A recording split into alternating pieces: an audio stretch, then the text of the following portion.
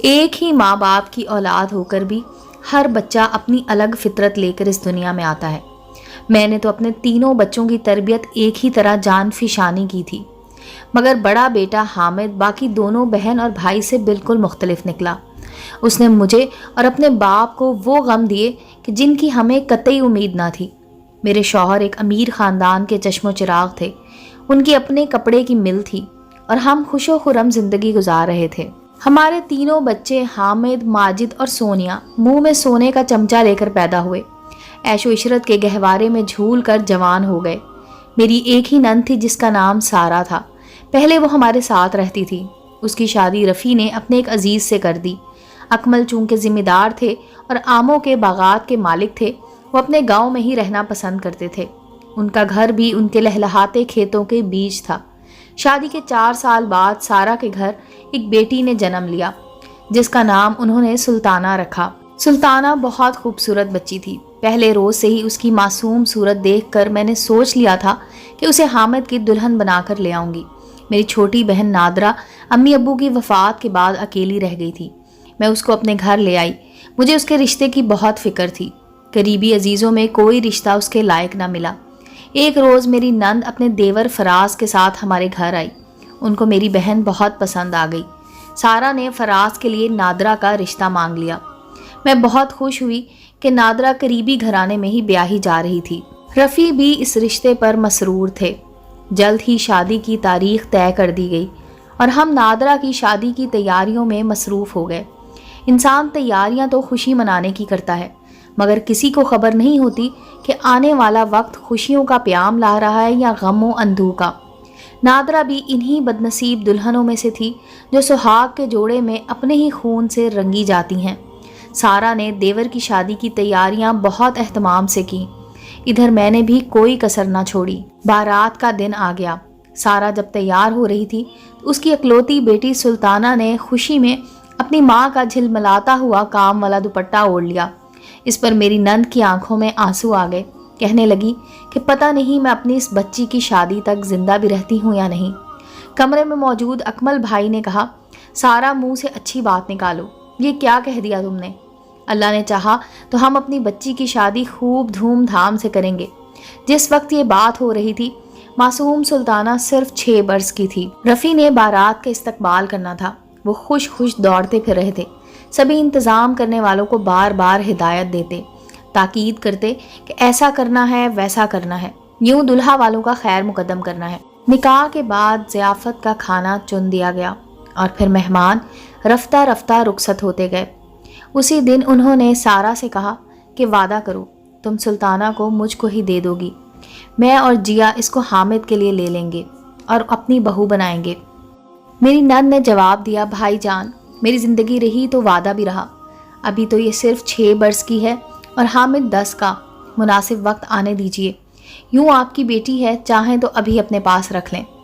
جب بارات واپس لاہور جا رہی تھی تو اس وقت رات کے 11 بج رہے تھے اور رفیع کا دل ڈر رہا تھا کہ فیصل آباد پہنچتے پہنچتے بہت دیر نہ ہو جائے۔ انہوں نے اکمل بھائی سے کہا، کیا یہ نہیں ہو سکتا کہ آپ لوگ صبح روانہ ہوں؟ اب تو کافی رات ہو چکی ہے۔ وہ کہنے لگے، ابھی اتنی دیر نہیں ہوئی، 2 گھنٹے میں پہنچ جائیں گے، وہاں سب لوگ ہمارا انتظار کر رہے ہیں۔ دلہن کو دعاؤں میں رخصت کر دیجئے، ہم آپ سے فون کے ذریعے رابطے میں رہیں گے۔ آپ سلطانہ کو رہنے دیجئے، ہم کل صبح اس کو اپنے ساتھ لے آئیں گے۔ صبح ہمیں دلہا والوں کے وہاں ناشتہ دینے جانا تھا، سو سارا اور اکمل نے سلطانہ کو ہمارے پاس چھوڑ دیا۔ سردیوں کی رات تھی، سلطانہ کو بھی نیند آ رہی تھی، وہ بخوشی میرے پاس ٹھہر گئی۔ دلہا دلہن والی گاڑی خود اکمل بھائی چلا رہے تھے۔ سارا بھی اسی کار میں تھی اور مسلسل ہم سے رابطے میں تھی۔ اچانک اکمل کو نیند کا جھونکا آیا اور کار ایک ٹرک سے جا ٹکرائی۔ فون پر گاڑی کے ٹکرانے کی آواز اور اپنی بہن کی چیخ خود رفیع نے سنی۔ وہ ایک لمحہ رکے بغیر کار نکال کر گھر سے نکل پڑے۔ حادثے کی جگہ پہنچے تو قیامت کا منظر تھا۔ اس کار میں 4 ہی افراد تھے اور چاروں پر لوگوں نے چادریں ڈال دی تھیں۔ اس رات کوئی فون مجھے نہ آیا۔ رات آنکھوں میں کٹ گئی۔ سمجھ گئی کہ کچھ ایسی بات ہو گئی ہے جو رفیع فون نہیں کر رہے ہیں۔ صبح فون کی گھنٹی بجی، رفیع کا فون تھا۔ دوڑ کر ریسیور اٹھا لیا۔ مدھم آواز میں بولے، تیاری رکھو، مہمان واپس آ رہے ہیں۔ اور یہ کہہ کر فون رکھ دیا۔ ان کے کچھ بھی نہ بتانے سے میں سمجھ گئی کہ حادثے میں شاید کچھ نہیں بچا ہے، تبھی انہوں نے کچھ نہیں کہا ہے۔ پولیس، ہسپتال اور تمام ضروری کارروائیوں سے گزرنے کے بعد وہ تقریباً 2 بجے دوپہر لوٹے۔ ایمبولینس ساتھ تھی، جن میں 1 2 نہیں اپنے پیاروں کے 4 جسد خاکی تھے، جو حادثے کی بدولت خوشبوؤں اور پھولوں سے مہکتے بنے سنورے ہونے کے باوجود لہو کے دریا میں بہہ گئے تھے۔ حتیٰ کہ دلہا دلہن پر بھی موت نے رحم نہ کیا تھا۔ عروسی لباسوں میں ان کو کفن کی سفید بے رونق چادروں میں لپٹا اپنے ساتھ لے گئی تھی۔ وہ وقت، وہ منظر، وہ احساس، اس دکھ کو پھر سے دہرانا نہیں چاہتی۔ اس صدمے کی حالت کا بیان کرنا میرے بس کی بات نہیں ہے۔ اکمل اپنے دلہا بنے ہوئے بھائی کے ساتھ گئے اور میری بہن سہاگ چوڑیوں پہنے اپنے سہاگ کے ہمراہ ملک عدم کو چلی گئی۔ رفیع کے دل پر بھی قیامت گزر رہی تھی۔ ان کی لاڈلی، اکلوتی اور بہت ہی پیاری بہن بھی اس اڑن کھٹولے میں سوار تھی کہ جس میں باقی تینوں کو اجل نے سوار کرایا تھا۔ میں سلطانہ کو لپٹائے اپنی بہن نادرہ کا بین کر رہی تھی اور رفیع اپنی بہن کے ساتھ اس کے سہاگ کا بھی نوحہ پڑھنے پر مجبور تھے۔ دعا کرتی ہوں کہ خدا ایسا وقت کسی پر نہ لائے۔ بہن کو شادی راس نہ۔ جب میں نے گیٹ پر کھڑے ہو کر ایمبولینس پر حیرت سے نظر ڈال کر پوچھا تھا یہ کون ہے، تو وہ بولے تھے جیا دھیرج رکھو، یہ سب ہمارے اپنے ہیں۔ جب انہوں نے نادرہ کے چہرے سے کپڑا ہٹایا تھا تو میں خود کو سنبھال نہ سکی تھی اور بے ہوش ہو گئی تھی، اور سلطانہ بیچاری جس کو کسی بات کا علم نہ تھا، وہ میرے سہارے کھڑی تھی، وہ بھی میرے ساتھ ہی گر پڑی تھی۔ یہ قیامت بھی گزر گئی۔ وقت نے رفتہ رفتہ ہمارا ہاتھ تھام کر ہمیں پھر سے کھڑا کر دیا۔ وقت جب کسی کو گرا ہوا دیکھتا ہے تو اسی طرح جینے کا فرض نبھانے کو سہارا بھی دے دیا کرتا ہے۔ تانا تو بچی تھی، جو مانگتی مل جاتا، اس کی ہر خواہش پوری کرتے تھے، لہٰذا وہ والدین کی کمی کو محسوس نہ کرتی تھی۔ میں ہی اس کی ماں تھی اور رفیع نے ماں باپ کا خلا بھر دیا تھا۔ اس کا جی حامد اور ماجد کے ساتھ بہل گیا۔ وہ سمجھدار تھے، سلطانہ ان سے کم عمر تھی۔ وہ اس کی خوشی کا خیال کرتے تھے۔ سبھی اکٹھے اسکول جاتے اور ساتھ بازار شاپنگ کرنے کو نکلتے تھے۔ گاڑی میں آپس میں باتیں کرتے جاتے۔ وہ خوش رہتی تھی۔ حامد شروع سے ہی لالچی تھا۔ وہ سلطانہ کے ساتھ صرف اس لیے کھیلتا کہ اس کے بدلے اس کو کوئی شے ہتھیا لے۔ وہ تو معصوم تھی، وہ جو کہتا تھا کرتی تھی، اپنا جیب خرچ بھی اس کو دے دیا کرتی، جبکہ ماجد ایسا نہ تھا۔ وہ سلطانہ کا بے لوث ساتھی تھا اور بڑے بھائی کو منع کرتا تھا کہ تم سلطانہ کے ساتھ اس طرح مت پیش آیا کرو۔ اس وجہ سے حامد اور ماجد کی آپس میں انبن رہنے لگی تھی۔ میں جانتی تھی کہ حامد مطلبی ہے اور ماجد سلطانہ کا سچا دوست ہے، مگر سلطانہ اس بات کو نہیں سمجھتی تھی۔ بڑا ہونے کے ناطے وہ حامد سے مروب رہتی، اس کی ہر بات مانتی اور ماجد کو خاطر میں نہ لاتی تھی۔ وہ جانتی تھی کہ حامد اپنے چھوٹے بھائی پر غالب ہے، اس کی چیزیں بھی چھین لیتا ہے اور ماجد کچھ نہیں کر سکتا۔ بچپن دبے پاؤں گزر گیا اور پھر تینوں کالج جانے لگے۔ ماجد کو وکیل بننے کا شوق تھا اور سلطانہ کہتی کہ میں ڈاکٹر بنوں گی۔ حامد کو بیرون ملک جانے اور امیر لڑکیوں سے دوستی کا شوق تھا۔ اس کے خواب باقی دونوں بچوں سے الگ تھلگ اور مختلف تھے۔ جلد ہی اس کی سرگرمیاں باہر کی دنیا سے منسلک ہو گئیں، جبکہ سلطانہ اور ماجد ایک دوسرے کو سمجھنے لگے۔ ان کی دوستی گہری ہو گئی۔ اب وہ ماجد کو ہر بات بتاتی اور حامد سے کترانے لگی۔ تاہم اس نے ماجد کو یہ بھی بتا دیا تھا کہ وہ حامد سے محبت کرتی ہے اور اسی سے شادی کرے گی، کیونکہ اس کی ماما کی یہی خواہش تھی۔ گریجویشن کے بعد حامد نے بیرون ملک جانے کی رٹ لگا دی، جبکہ ماجد اور سلطانہ نے وکالت میں داخلہ لے لیا۔ وکالت کا امتحان پاس کرنے کے بعد ماجد نے مجھ سے یہ خواہش ظاہر کی کہ وہ سلطانہ سے شادی کرنا چاہتا ہے۔ اکمل آڑے آ گئے، کہنے لگے بچپن سے سلطانہ کو حامد کے نام کیا تھا، اب سلطانہ سے پوچھیں گے کہ وہ کیا چاہتی ہے، پھر فیصلہ کریں گے۔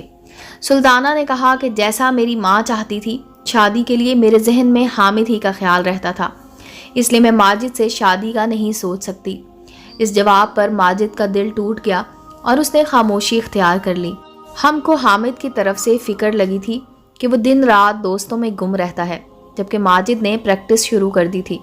ہم نے سوچا اگر حامد اور سلطانہ کی منگنی کر دیں تو مدت بعد ہم کو ایک خوشی دیکھنا نصیب ہوگی۔ منگنی کے دن سلطانہ بہت خوش تھی، مگر حامد نے مجھ سے کہا کہ وہ منگنی سے خوش نہیں ہے، بہتر ہے کہ سلطانہ کو میرے پلے نہ باندھو، جب یہ بات ماجد نے سنی اس نے منگنی رکوانے کی کوشش کی، مگر بھانجی کو خوش دیکھ کر رفیع نہ رکے۔ بولے حامد ابھی کم سمجھ ہے، بعد میں سب صحیح ہو جائے گا۔ ماجد منگنی کی تقریب میں شامل نہ ہوا اور کسی دوست کی بیماری کا بہانہ بنا کر گھر سے چلا گیا۔ کچھ دن گزرے، حامد نے رٹ لگا دی کہ اس کو لندن جانا ہے، وہ وہاں پڑھنا چاہتا ہے۔ میں نے اور رفیع نے بہت سمجھایا پر وہ نہ مانا۔ تب مجبور ہو کر بیٹی کی خوشی کی خاطر رفیع نے ایک شرط رکھ دی کہ تم اسی صورت باہر جا سکتے ہو اگر سلطانہ سے نکاح کر کے جاؤ۔ تم کو یہ وعدہ بھی کرنا ہوگا کہ تعلیم مکمل کرنے کے بعد لوٹ آؤ گے اور وہاں کسی سے شادی کا بندھن نہ باندھو گے۔ وہ مان گیا۔ نکاح کا اہتمام ہونے لگا۔ سبھی خوش تھے سوائے ماجد کے۔ وہ اس بندھن کو صحیح نہ کہتا تھا بلکہ زبردستی کا بندھن سمجھ رہا تھا۔ مجھ سے کہا ماں تیرا لالچی بیٹا بیرون ملک جانے کی خاطر سلطانہ سے نکاح کر رہا ہے، بعد میں دیکھ لینا یہ اس بندھن کی لاج کو خاک میں ملائے گا، بہتر ہے ابھی یہ بندھن نہ باندھو۔ میں نے کہا بیٹا تمہارے والد میری نہیں سنیں گے، تم ان کو یہ بات کہہ دو۔ اس نے باپ کے سامنے جرأت نہ کی اور خاموش رہا، مگر وہ بہت ناخوش تھا۔ جس روز سلطانہ اور حامد کا نکاح تھا میرا چھوٹا بیٹا اپنے کمرے میں جا کر خوب رویا تھا۔ اس کا کہنا تھا کہ ہم نکاح میں سلطانہ کو باندھ کر اس لڑکی کی زندگی تباہ کر رہے ہیں۔ عین نکاح کے دن حامد نے انکار کر دیا، حالانکہ منگنی بڑی دھوم دھام سے ہوئی تھی۔ اس کے بعد حامد بیرون ملک اور ماجد اسلام آباد چلا گیا۔ سلطانہ نے اس کو بہت روکا کہ یہاں ہی پریکٹس کرو اور اسلام آباد مت جاؤ، مگر وہ نہ مانا۔ سلطانہ تو حامد کے نکاح پر انکار سے ڈسٹرب تھی۔ اب ماجد کا سہارا چاہ رہی تھی، مگر وہ کہنے لگا کہ بڑا وکیل بننا میرا خواب تھا، تمہاری وجہ سے میں اپنا خواب نہیں چھوڑ سکتا۔ دراصل وہ اب سلطانہ کے سامنے نہ رہنا چاہتا تھا تاکہ فاصلے برقرار رہیں۔ سال بعد حامد ہم سے ملنے وطن آیا۔ دراصل تو وہ باپ سے پیسے لینے آیا تھا۔ شومئی قسمت انہی دنوں میرے خاوند کی مل میں آگ لگ گئی اور بہت خسارہ ہوا۔ وہ اس صدمے سے نیم جان تھے، مگر حامد کو باپ کے دکھ کا کوئی احساس نہ تھا۔ وہ بدستور ایک بھاری رقم کا تقاضا کر رہا تھا۔ سلطانہ نے اپنے ماموں کے دکھ کو محسوس کر لیا اور اس نے رفیع کو مجبور کیا کہ وہ اس کے والدین کے چھوڑے ہوئے سرمایے میں سے رقم حامد کو دے دیں۔ جب میرے چھوٹے لڑکے کو پتہ چلا اس نے مخالفت کی، کہا کہ وہ بھائی کو کسی بھی طرح کر کے مطلوبہ رقم دینے کو تیار ہے، مگر سلطانہ کے حق میں سے بھائی کو کچھ نہ دیا جائے، یہ اس کے ساتھ دھوکہ ہوگا۔ رفیع نے یہ فیصلہ کیا کہ حامد نکاح کر کے جائے تو رقم اس کو دے دی جائے گی۔ اس پر حامد نے پھر انکار کر دیا، کہنے لگا کہ وہ سلطانہ سے محبت نہیں کرتا، اس لیے رخصتی کے حق میں فی الحال نہیں ہے، رقم اس کو ویسے ہی دے دی جائے، نکاح کے بارے میں تعلیم مکمل ہونے کے بعد وہ فیصلہ کر پائے گا۔ ان باتوں سے اس کے عزائم عیاں تھے، مگر سمجھ کر بھی میرے شوہر خود فریبی کا شکار تھے۔ وہ بھانجی کو حامد سے شادی کے لیے خوش پا کر ہر حال میں سلطانہ کی شادی بڑے بیٹے ہی سے کرنا چاہتے تھے۔ تاہم دونوں بھائی معاملے کو سمجھ رہے تھے۔ تبھی ماجد نے حامد سے کہا بھائی اگر تم بیرون ملک رخصتی کرنے کے بعد چلے گئے اور پھر اس کو ساتھ نہ رکھا تو سلطانہ کا کیا بنے گا؟ وہ تو میں نہیں رکھوں گا۔ ابا جان کو سمجھانے کی کوشش تو کی ہے پر نہیں سمجھ رہے، تو میں کیا کروں؟ وہ نہیں سمجھ رہے تو تم ہی صحیح رستہ چنو۔ اگر سلطانہ سے نبھا نہیں کرنا تو اس سے رقم بھی مت لو۔ وہ مجھ سے محبت کرتی ہے تو میں اس کا دل کیسے توڑ دوں؟ اس نے خود ہی اپنا سارا زیور لا کر مجھے دے دیا ہے، میں نے اس سے کچھ بھی زبردستی نہیں لیا ہے۔ بہرحال کسی کے سمجھانے سے کوئی سمجھنے کو تیار نہ تھا۔ حامد کی خواہش پوری ہو گئی، اس کو روپیہ مل گیا اور وہ واپس برطانیہ چلا گیا۔ تعلیم مکمل کرنے کے دوران اس کو ایک امیر انگریز لڑکی مل گئی جس سے اس نے شادی کر لی۔ یہ خوشخبری اس نے فون پر مجھے دی، مگر میرے پاس بیٹھی سلطانہ سے بات نہ کی، جس پر وہ بہت زیادہ اداس ہو گئی۔ میں نے ماجد کو اسلام آباد فون کر کے بتایا کہ تمہارے بھائی نے انگلینڈ میں شادی کر لی ہے، تم بتاؤ میں کیا کروں؟ یہ بات سلطانہ کو کس طرح بتاؤں؟ وہ یہ صدمہ نہ سہ سکے گی۔ اس نے کہا کہ ابھی میں فوراً نہیں آ سکتا، اپنے ایک وکیل کولیگ کو بھیجوں گا، وہ سلطانہ کو سمجھا لے گی۔ اس وکیل خاتون کا نام امبر تھا۔ اس نے لاہور آ کر ہمارے گھر قیام کیا اور بڑے طریقے سے سلطانہ کو سمجھایا اور اس کو سنبھالا۔ یہ بھی بتایا کہ ماجد تم سے بہت محبت کرتا ہے، وہ تمہارا سچا دوست ہے، تم اس بے وفا کا خیال چھوڑو، وہ تم سے شادی نہیں کرے گا، غم مت کرنا اور ماجد سے شادی کر لینا جو تمہارا سچا ساتھی ثابت ہوگا۔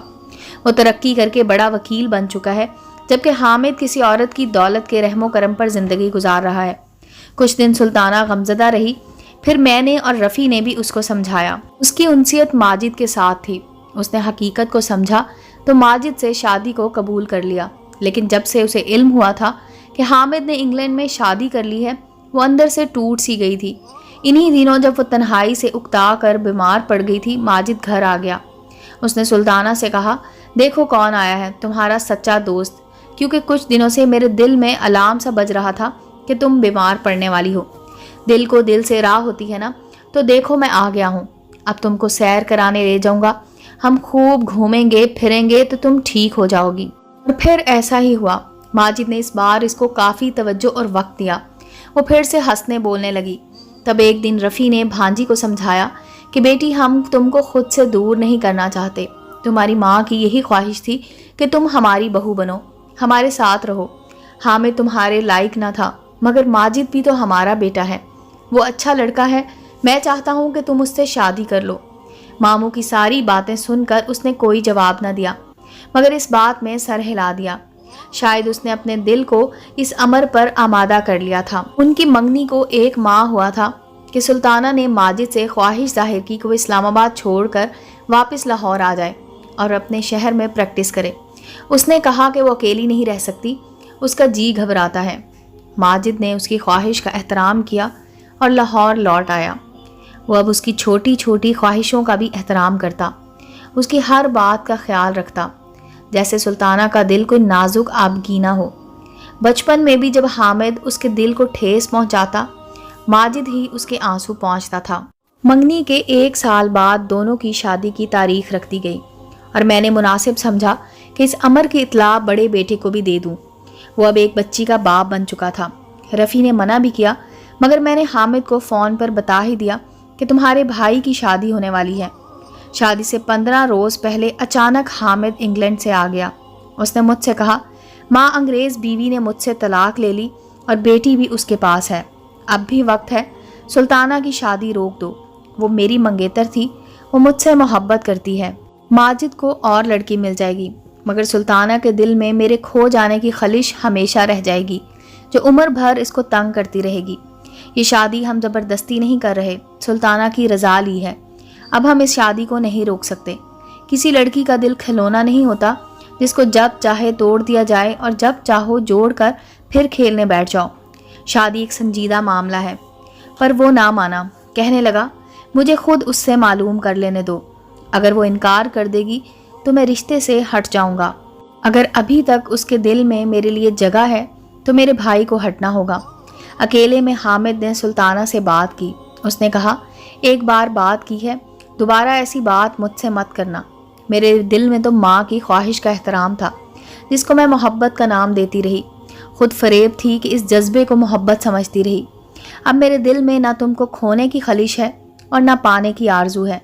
तुम मेरी नज़रों में अब से बड़े भाई जैसे हो गए हो, लिहाजा इसी हैसियत से हमारी शादी में शामिल हो जाओ, वरना जहाँ से आए थे वहाँ वापस लौट जाओ और फिर कभी मेरी ज़िंदगी में ना आना। मुझे माजिद से मोहब्बत है कि नहीं, ये एक अलग बात है, मगर मुझे उस पर भरोसा तो है कि वो मेरा सच्चा और मुखलिस दोस्त है, दुख सुख का साथी है।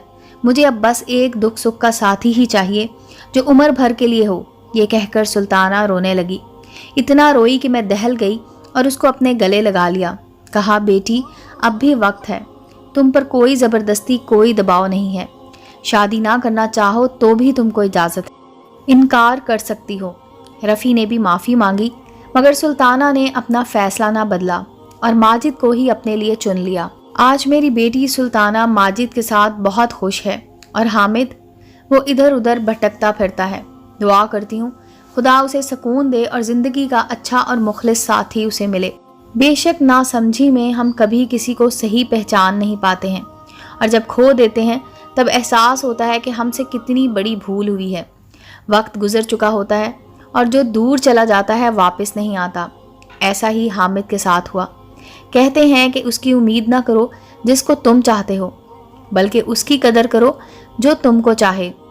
उम्मीद है दोस्तों स्टोरी अच्छी लगी होगी। चैनल को लाइक और सब्सक्राइब करें और बेल आइकॉन का बटन दबाना मत भूलें ताकि हर नए आने वाली स्टोरी का नोटिफिकेशन आपको मिल सके। ملتے ہیں اگلی سٹوری کے ساتھ.